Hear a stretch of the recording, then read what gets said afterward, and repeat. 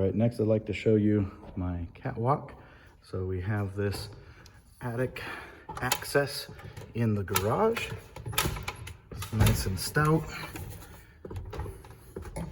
And then right when you get up here, you're greeted with a plug. And if you take this out, you can see we've got some lights up here. And man, do they make a difference. And then this catwalk goes all the way from the south end of the building to the north end of the building. And when I stand up here, this is about my eye level. So I can duck just a little bit to get underneath these trusses and then basically stand up and get anywhere I need to. Where we have things that we think we might need maintenance in the future, like our mini splits, the ceiling cassettes, we have these gangplanks going out to them. They're just 2x12s. This one is going to the laundry boost fan. Because it was more than a 35-foot run, we needed to add a boost fan to our laundry. So it goes up and goes all the way out here. And it auto senses when the dryer's pushing and it turns on and it helps it get all the way out. So you can see a little bit of the spaghetti mess up here. There's wires going everywhere. They all have a purpose. And at least at this time, I know what they all do.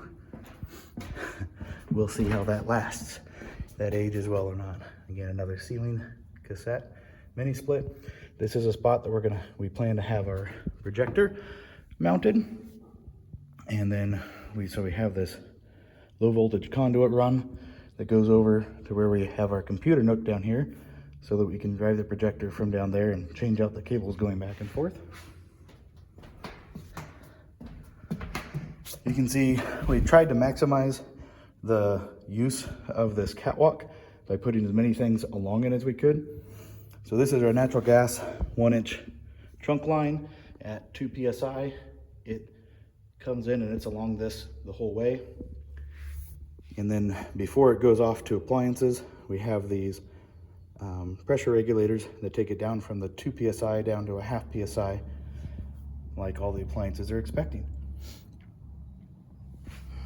Also, we've got this conduit goes down to the north electrical panel, and it's just in reserve.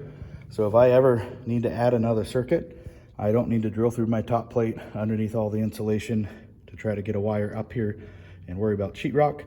I can just feed it in through this conduit and it goes right into the panel. Have another one on the south panel as well over there. We did try to think about fan noise quite a bit. So you can see this bathroom fan. That box actually won't have the fan in it. The fan is actually mounted right here. So this fan pulls the air from the box through and pushes it up out the ceiling. And same with, this is the master bathroom over here. You can see this is just a dumb box, empty box. Gets pulled up, and here's another one. So one over the tub, one over the shower, and they come up to this Y, and then they hit the fan and go up and out. Similar thing with our oven range hood. That's gonna be right down there. It comes up, comes over, goes through the silencer, all the way above the pantry where the noise is gonna be least bothersome. And then we hit this fan, and then it goes and it turns up right past that pantry fan that turns up.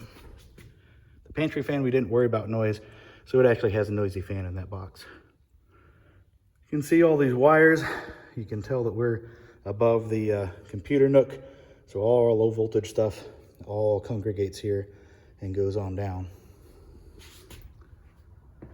And I think that is about it for showing off our catwalk and all the stuff up here.